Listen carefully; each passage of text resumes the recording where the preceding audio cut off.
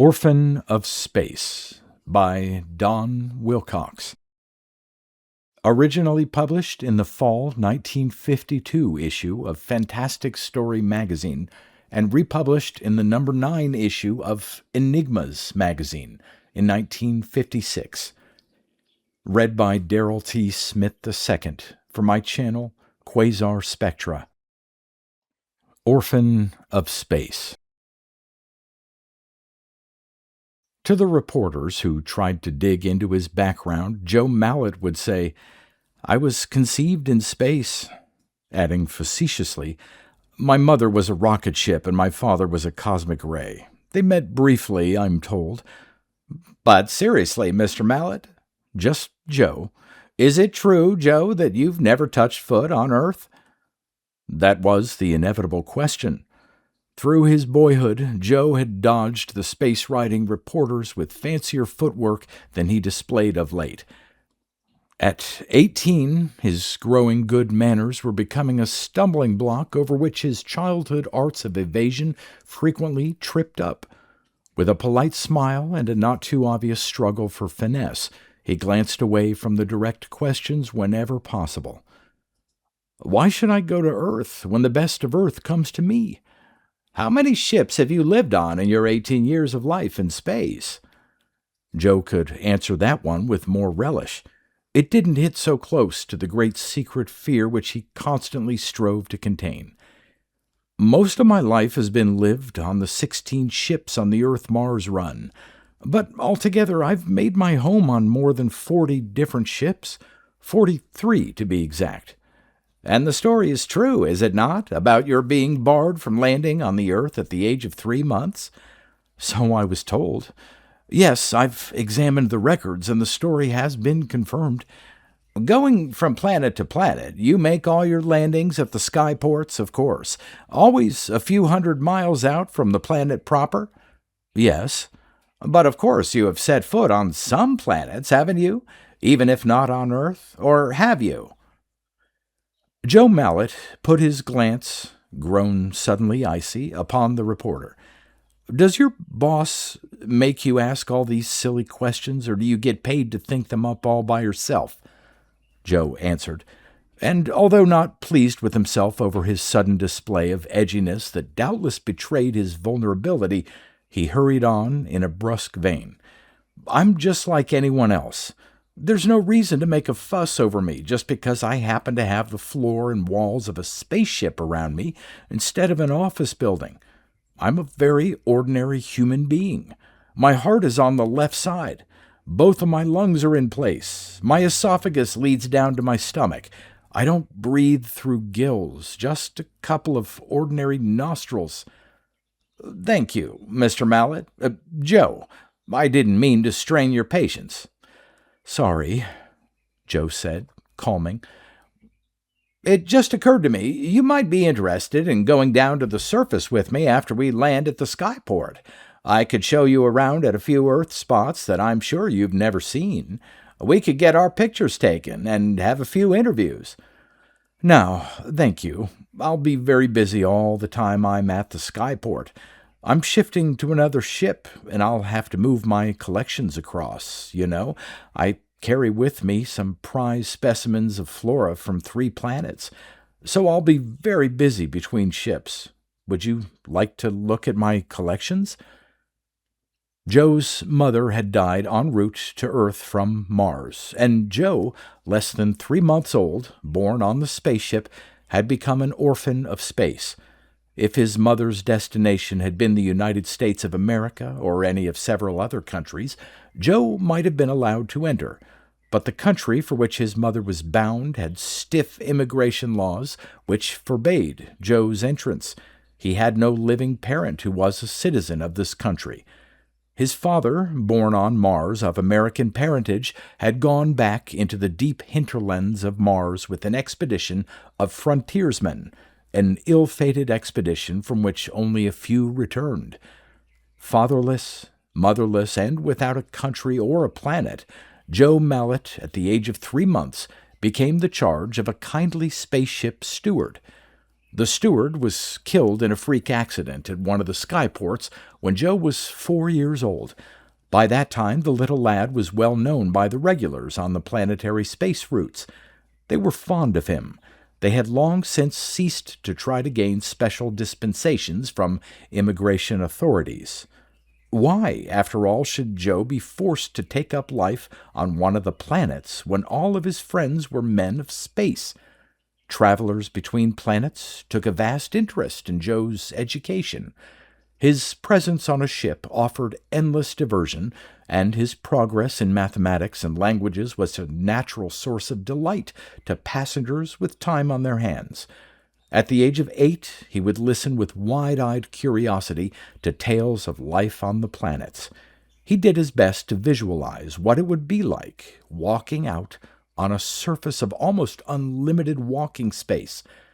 This was not easy to envision, although his eyes were full of the spaceman's view of the planets, for no other child in the whole solar system was so surfeited with these beautiful heavenly spectacles as he.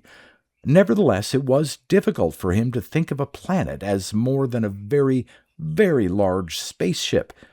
To walk on the outside of such an object, and to keep on walking as far as one cared to walk, was an idea that he could not fathom. Somehow he could not make such a thought seem real.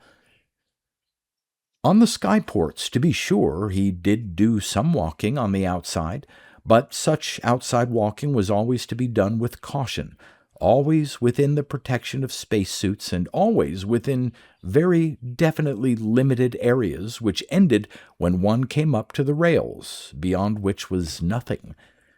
To be sure, he was also treated to telescopic views of the surfaces of Earth or Mars or Venus, and those elders who undertook to explain how it was down there on the surface would supplement their instructions with pictures and movies to convey the full impression. Even so, deep within his subconscious mind, the bogey was there, refusing to be driven out. Walking out on the surface of a planet must be like walking out on the fuselage of an immense spaceship, and one who valued his life didn't walk on the outside of a spaceship. No amount of thinking and imagining, however earnest and intense, could drive the deeply rooted concepts from Joe's childhood mind. Surely, within such a great spherical ship as Earth, the roar and the vibration must be too powerful for human endurance. But one does not walk within Earth, only on the outside. Yet how, on the outside, can one cushion himself for the takeoff? But Earth is never required to take off. It never accelerates. It never retards. It just goes on cruising at a theoretically constant velocity, the retardation being too slight to be worth calculating, much less to be felt, ever. Those sickening periods of acceleration and retardation were simply never felt on Earth's surface. It was also said that no one walking on the surface experienced the slightest fear of loss of oxygen or gravitational insecurity. And still, the very thought of walking out on the open surface of the planets continued to prey upon the mind of Joe, the 8-year-old child, as the ultimate terror.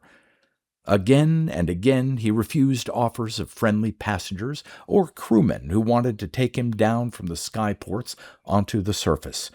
By the age of 10, he had developed an independence of spirit that made him very much the master of his own comings and goings. He was perfectly adjusted in space.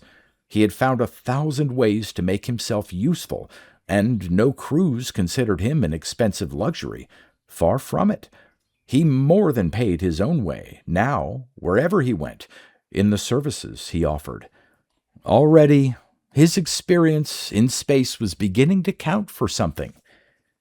En route, he was quick to detect signs of illness in untraveled passengers, and the ship's physician would allow him to state his own diagnosis and make his own best guess as to what medicines or treatments were desirable.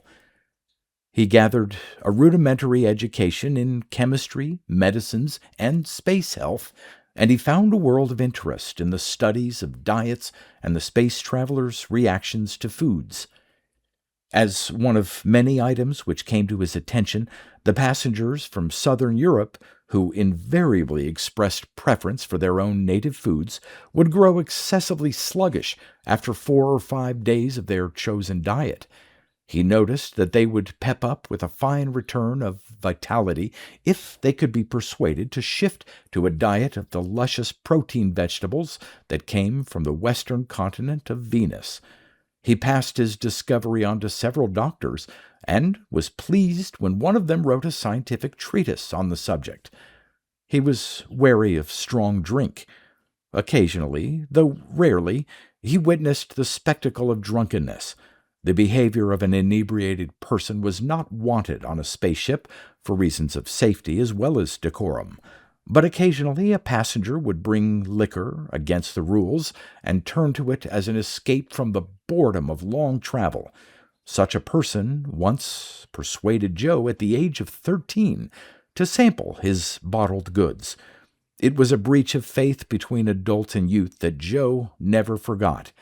Long after the humiliation of the incident had burnt out, Joe's distrust of the sporting suggestions of certain types of American passengers remained. Such deeply rooted distrust carried over into other fields of suggestion. The same cruel and stupid passenger who had forced a sample of drunkenness on him also tried to persuade him to come along down to Earth's surface to see the town. Joe's resistance deepened.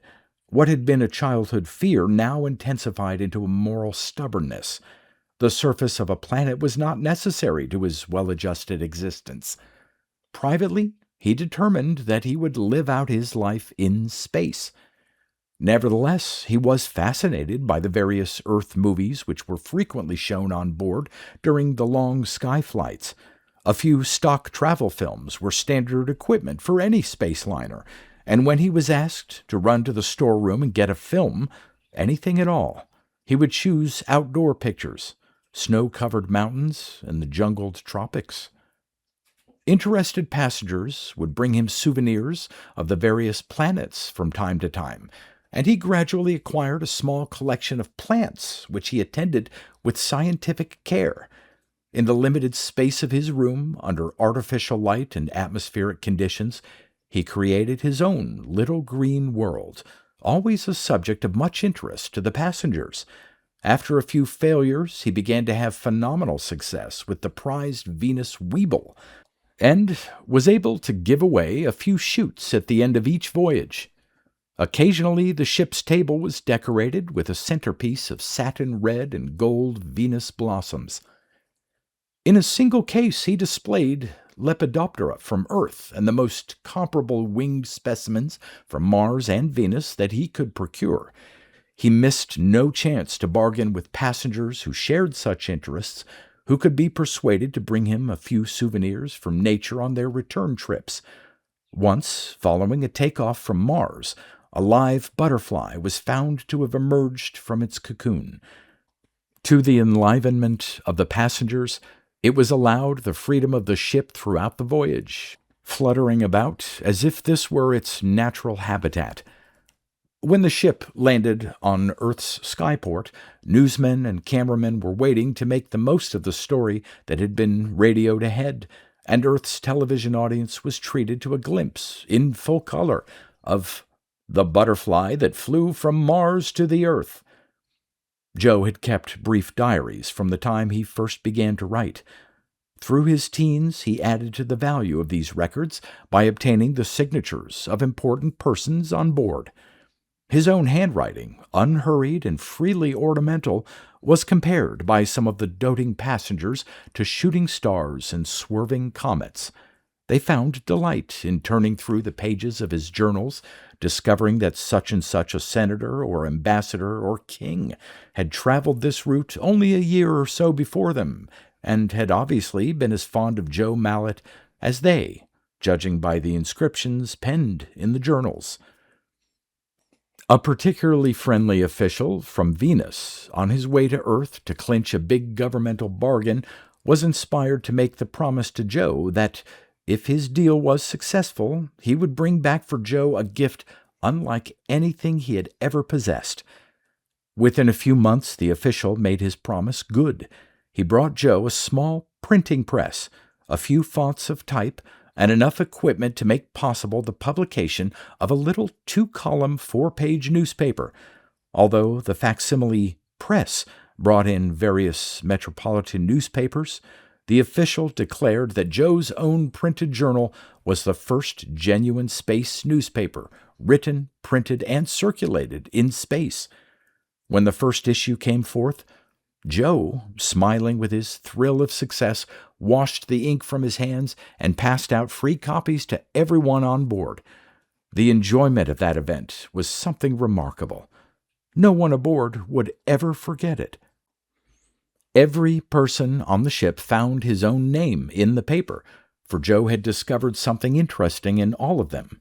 The date, the hour, the approximate position in space, all possible official data on the trip were there in black and white, almost up to the very minute of publication. And less technical, but highly colorful, was Joe's innovation. A column of space lingo. The verbal void. 25 expressions coined by space voyagers were offered. More would follow in subsequent editions. They held a party for Joe in honor of Volume 1, Number 1. Afterward, he was so keyed up he couldn't sleep, behaving, as he told himself, like an Earthman having his first deep breath of rarefied Martian atmosphere. There was always one dependable way of working off one's surplus energies on the Red Comet liners. The architecture of the ship provided a space at one end of the power chamber where one could exercise to his heart's content. All through childhood, needing an outlet for his pent-up energies and having no other room for running and climbing as the normal Earth child must, Joe had made the most of the power room space from the shiny railing at the left, down through the square-walled pit, up to the shiny railing on the right. He had developed strong arms in this meager, improvised gymnasium, and at 16 he possessed the agility of a chimp. So, following the party, Joe retreated to the power room in his sweat clothing. He hung down over the railing, bounded back and forth through the pit, swung up on the other side. Hanging by hand or foot, fingertips or elbows, he played until he was thoroughly exhausted. After a shower, he fell into an exhausted sleep. By the time Joe reached his 18th birthday, he probably knew more names and faces of space travelers than any other person in the solar system. By now, he had had a turn at piloting, and this had been one of the high thrills of his life. But it was less social, by the nature of the job, than various other functions he had tried. As a permanent thing, he preferred some capacity in which he met and talked with people on board. To the professional pilot, the hours at the control were not the whole of living.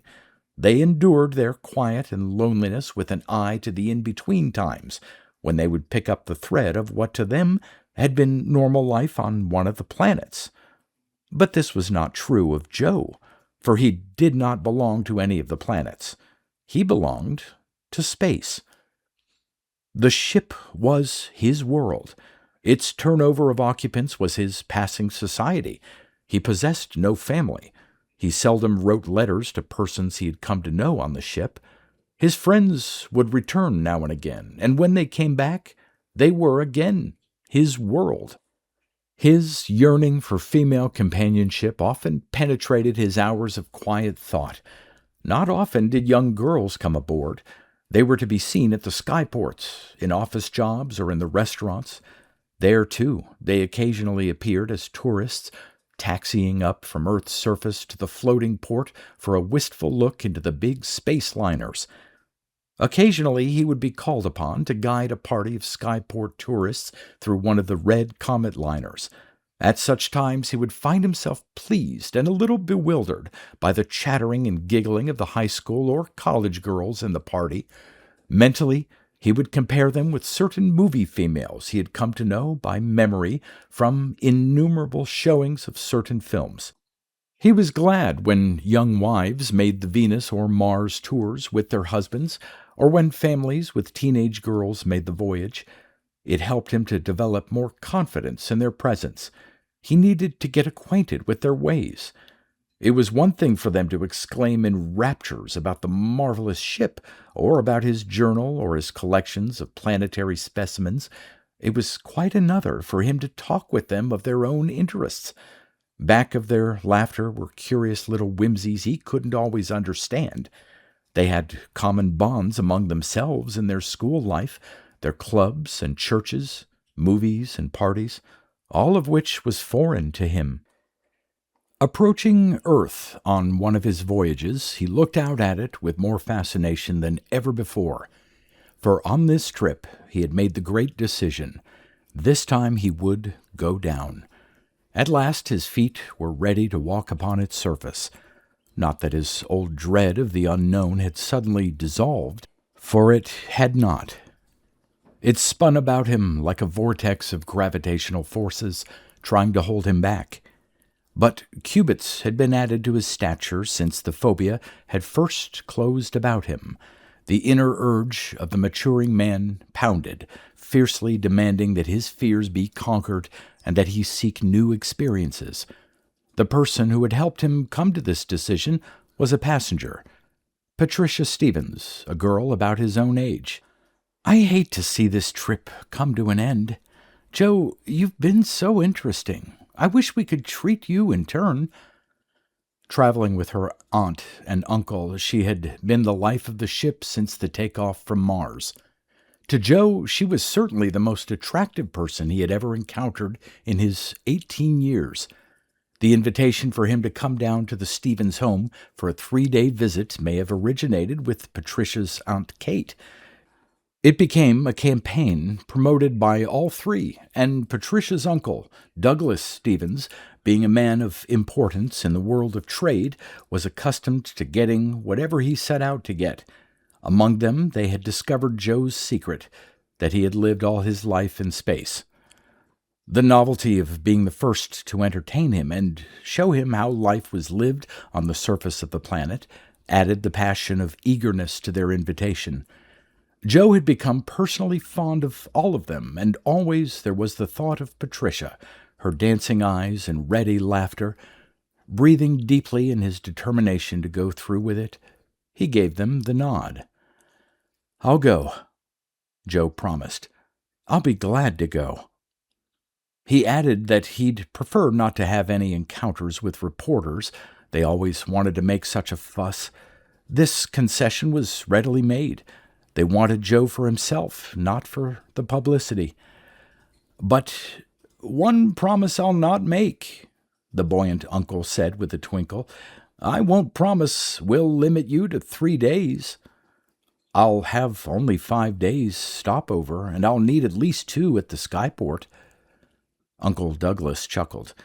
"Joe, you may like it so well you'll decide to spend a year once you've made the break. I have offices in a big skyscraper where your experiences would be very useful." Joe smiled. "No, thank you. Of course, you might change your mind after you see how it is." 3 days, Joe said. They landed on the skyport, high above the earth. After Joe had taken care of his work details, they boarded the sky taxi that shuttled between the floating port and the terminal at the edge of the city. Now Earth was rising to meet them. Joe watched the surface widen out like a Venetian bloom unfolding under a microscope. The millions of tiny parts spread away from sight, and the view of the universe was presently limited to a close-up of a little patch of landing field. The sky taxi came to a solid anchor on the surface. The passengers alighted, and Joe walked out upon Earth. Patricia and her aunt walked on one side of him, Uncle Douglas on the other, all of them smiling, asking him how it felt. Joe laughed with them.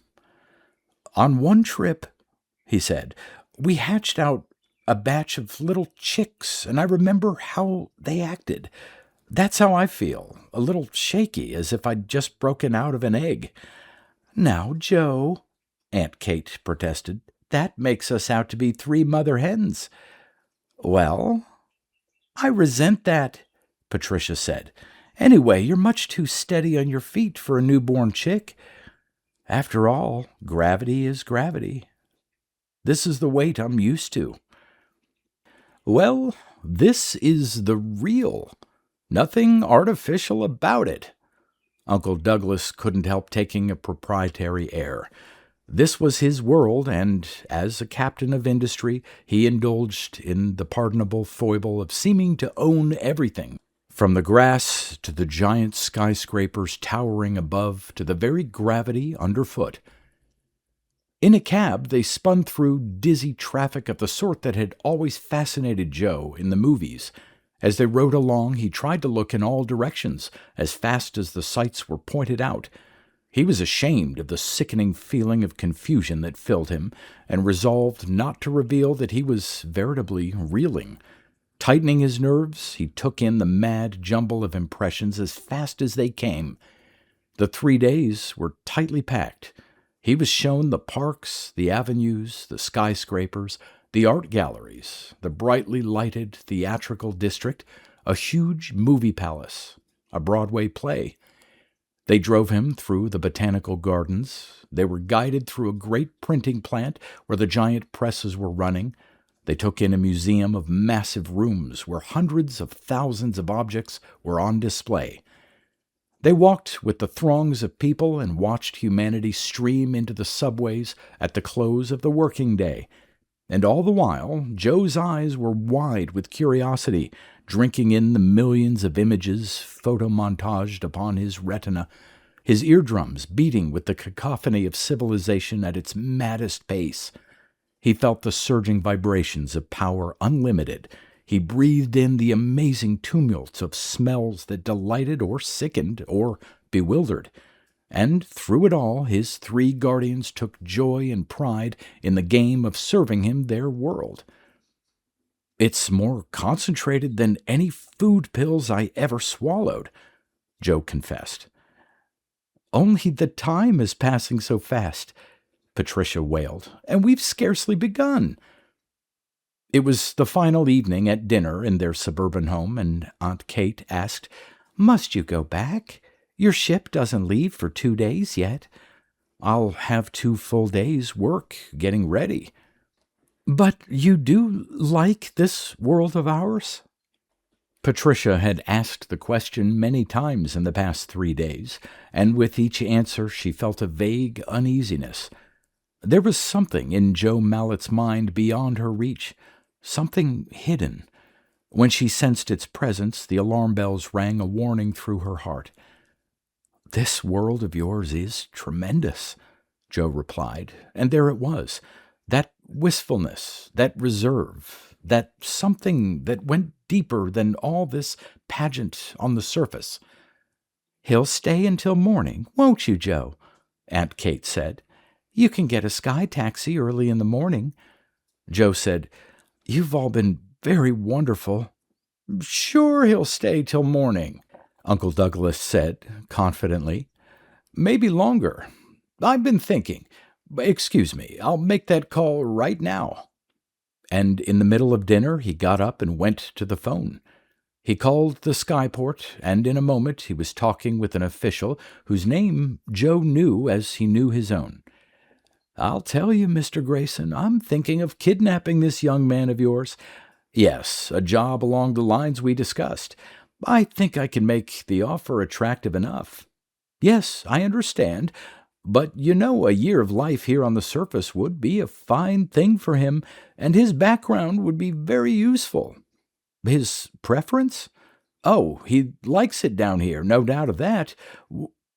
You think so?"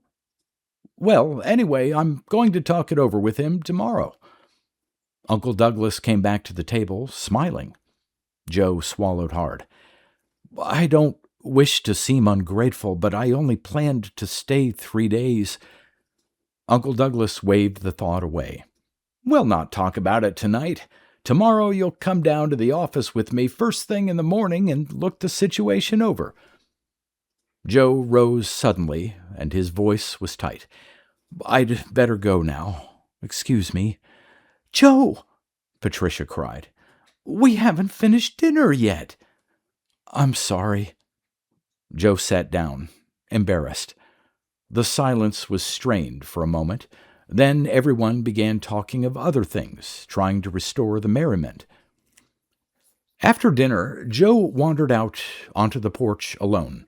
Patricia followed at a little distance and saw him standing there, looking up into the twilight. You're going back, aren't you? She said, coming to him, barely touching his hand. It's my world out there, Joe said quietly. Do you mind if I go now? But guests were already coming up the walk. A little evening had been planned. If he would only stay till morning. Late that night, Joe retired to his guest room. For several minutes he sat at the open window looking up into the star-studded sky. Then he turned to his suitcase. He packed quickly. He sketched a brief note and left it on the dresser. He was sorry to walk out like this. He couldn't explain it. He wouldn't try. He had to go. He hoped they would forgive him. He tiptoed down the stairs and closed the door quietly behind him. He reached the street before he heard the voice of Patricia calling to him from the porch. He pretended not to hear and hurried on. There would be an hour or more of walking, but he knew the way. He had watched the street numbers and caught the system of directions. He hurried along, down the long, lighted thoroughfare. A car caught up with him. It was Patricia calling to him. She would give him a lift back to the Sky Taxi terminal. He got in. He tried to find words for an apology. We're the ones who should apologize, Patricia said. We only thought of how much we were enjoying your company. But we were selfish. We didn't try to understand. You've felt all caged up, haven't you? Joe's answer was evasive. Is that the way I acted? Caged? I noticed little things, Patricia said.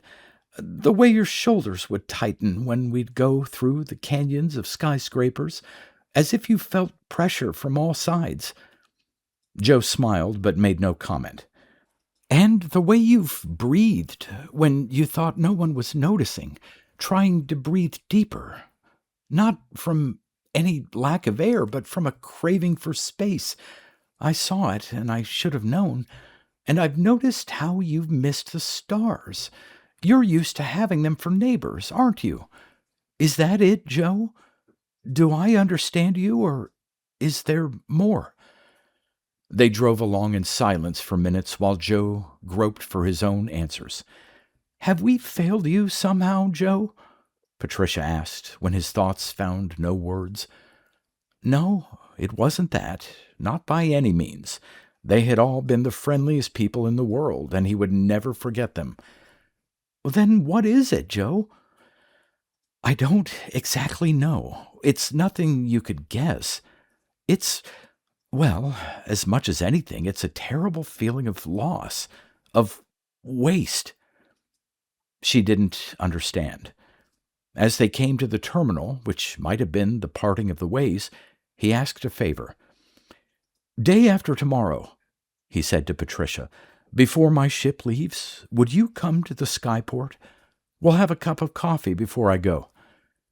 He returned to the skyport, slept briefly, and flew into his work. After a day and a half of chores, he was ready for the flight. The ship, too, was ready and waiting for the hour of takeoff. There was the usual bustle of excitement as the sky taxis brought up passengers and sightseers, and the officials busied themselves with the final checking of details.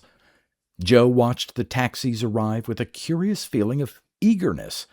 Perhaps Patricia had undergone a change of heart, or something had happened to prevent her coming. But presently another taxi arrived to unload its gaily dressed passengers. Then the bright-eyed, laughing girl was beside him again. They were promenading the enclosed deck of the floating port. They were slipping into a booth, ordering quick coffee. They were joking over little things.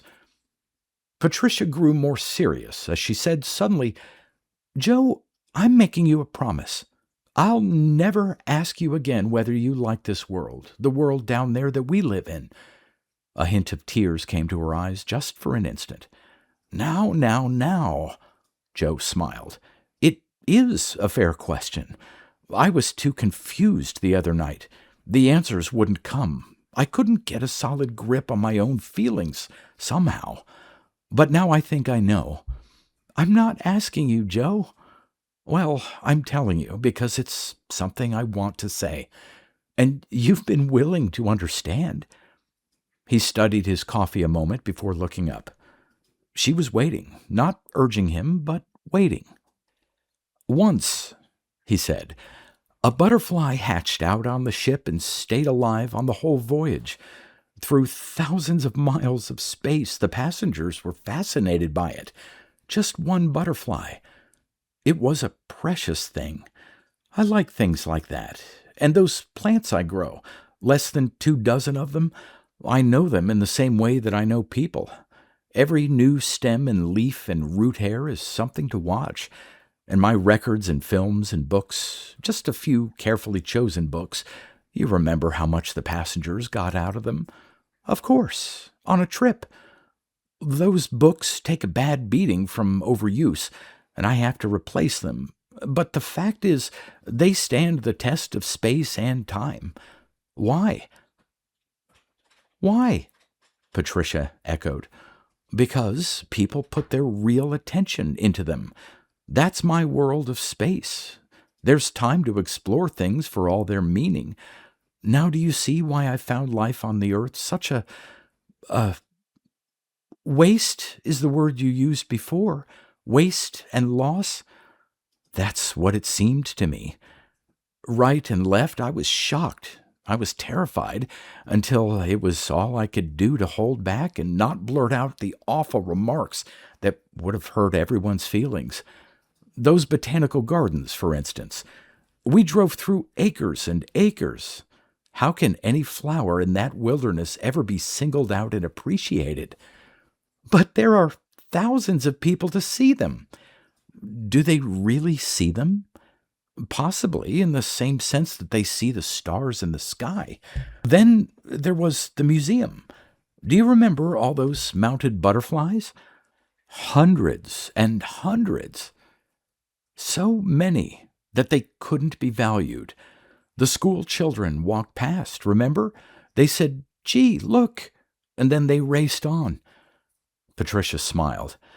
"As I remember, we didn't stay long either, did we?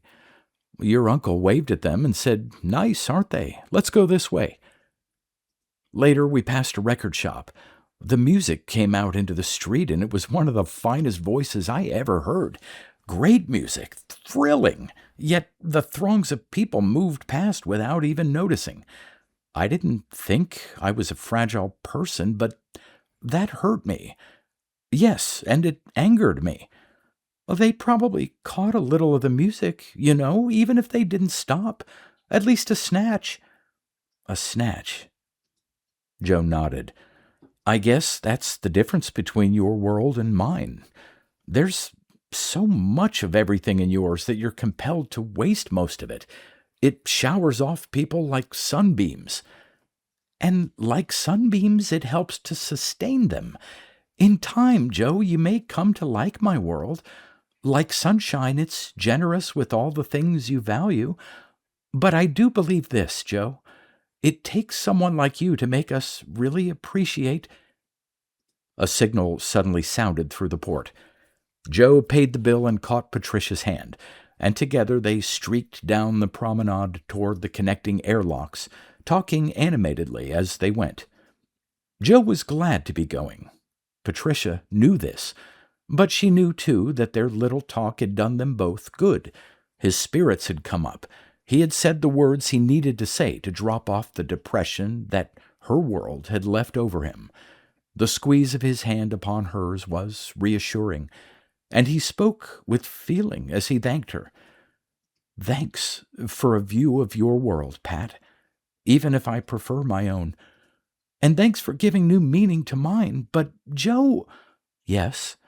"You wouldn't want to dwell on little thoughts too deeply, would you? I mean—" She was a bit breathless, keeping up with him. I mean, suppose some girl should give you a goodbye kiss as you were boarding. You wouldn't carry it through thousands and thousands of miles, would you? Joe halted abruptly, gazing into Patricia's radiant face. If the girl was you, all the way to Venus. He drew her into his arms lightly and kissed her, once for her world and once for his own. Moments later, Patricia stood alone at a window within the skyport and watched the red Comet spaceship roar off, its flash of fire narrowing into a pinpoint and curving away in the vast sea of stars.